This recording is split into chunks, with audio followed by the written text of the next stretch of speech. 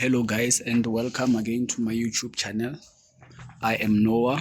Noah is my name of NAREKATRADING, right? So let's go ahead and analyze USD CAD by keeping things as simple as possible. Because I am a price action trader, already I can see that the price is breaking structure to the downside, and as a trend trader, already I know that I should be looking for selling opportunities, right? Because the market already is creating this down trend. This is the 30 minutes time frame. So I also have to perform multiple time frame analysis in order to stack the odds in my favor. Because as you know guys, nothing is guaranteed in trading, right? Nothing is guaranteed. You just have to gather the odds in your favor and then take calculated risk, right? We had this is me analyzing, by the way. We had this uptrend right here, which ended up being broken to the downside. Because remember, some people entered here, some people bought here, anticipating the price to go up. Instead, what did the price do?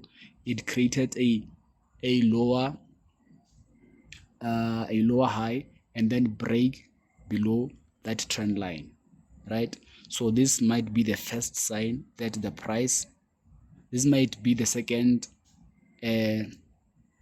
sign that the price might be trending down, meaning we should be looking for selling opportunities on this currency pair, right? So I'm still going to perform multiple time frame analysis, guys. Just give me a second. Along the way, I'll be giving you tips and advices on how I believe one should trade in order to be profitable at the end, right? So because now I am on 30 minutes performing multiple time frame analysis, you don't have to go very far. From 30 minutes, you can just simply scroll between 1 hour and 4 hours. You can simply scroll between 1 hour and 4 hours, right? Looking at 4 hours, already you can see that if you decide to sell, to go low with the price on the 30 minutes time frame, you will be trading in the direction of the long-term downtrend of the higher time frame. And as you should know guys, the higher time frame will always drive or will always overpower the lower time frame. The higher time frames will always overpower the higher time frame, right? So remember that there are people who are still trading using trend lines, and if you know how to identify the right ones, the trend lines, right, and then if you are able again to combine them with other structures like support and resistance, right, these are the things that will help you to get a good perspective of the market. Like, you'd understand that people now came and, let's say, people sold here, right? They pushed the price down, they kept selling. So people who are still referencing the trend lines, they've been waiting to sell right here on this trend line. So now the price did come and give them the chance to sell on that trend line, right?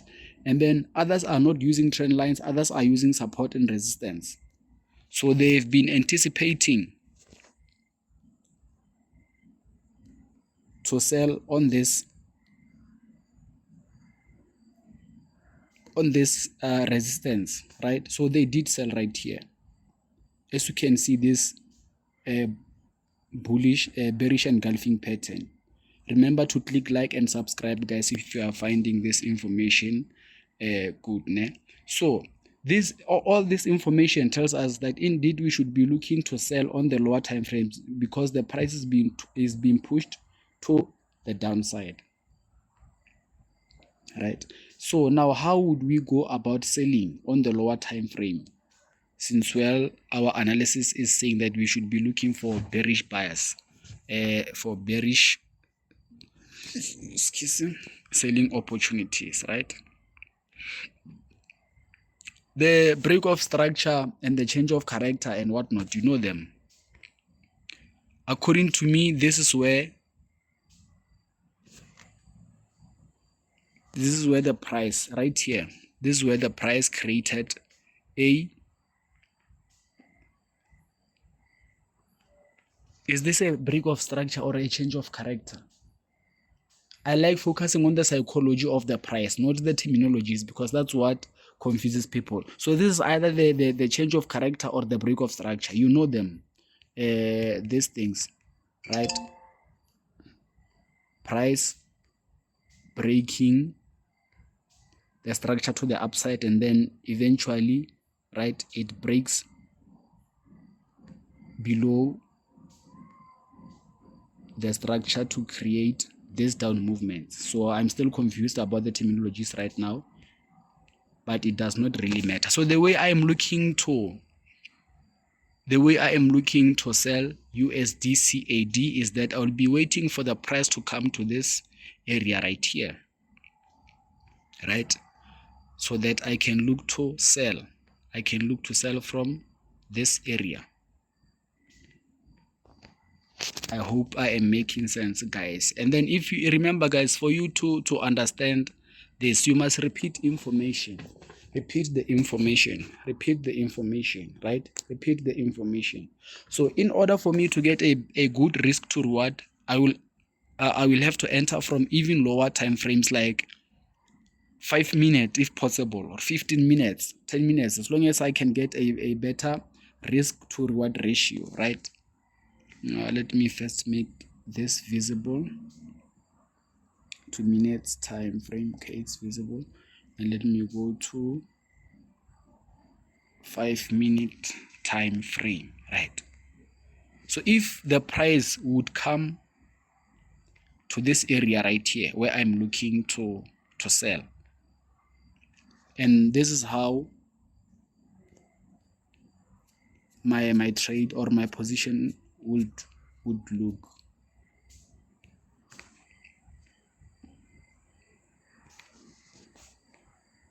This is how my position would look, right? Very, very, very, very, very nice swing trading position. You understand? And the lower you go on these time frames, the lower you go, the more you see the clarity of this downtrend, because now it becomes even a longer downtrend, meaning that obviously you should be looking for selling opportunities, right? Remember, guys, trading with the direction of the trend, it gathers the odds in your favor. It brings the odds in your favor, because remember, here we are gathering the odds in our favor, guys. There is no guarantee, right? What do I mean by this actually? What do I mean when I say the lower you go, the more the downtrend, the longer the downtrend will look? Let me go back to the 4-hour time frame. Try to remember the analysis that I shared with you, right? Try to remember the analysis that I shared with you about how the price might be pushed, right, from here to the downside. Again, remember all those analysis, right? So now I want you to focus only on this tiny move right here. I want you to focus on this tiny bearish move. So what you will notice is that the longer you go in time frames, this is the power of multiple time frame analysis. The longer you go under those lower time frames, the longer this trend will become, because now this is just a minor push down, right? It's just a minor bearish move. But the lower you go in time frames, this will start becoming a trend. The lower you go, this will start becoming a trend, right? Confirming for you further that indeed you should be looking to sell. So now if you're a person who has the whole time to focus on the market, to look at, maybe you're not working, or maybe you're a full-time trader, right? You can simply go to 15-minute time frame. Let's check 15-minute time frame, how it's looking. Yes, let's delete this and just wait. Right, it won't take long. It might dip down, right? Fact is, it will eventually come back to this area where you should be looking for selling opportunities. Right, thank you for watching, guys. Remember to click like and subscribe. Remember to click like and subscribe. Thank you.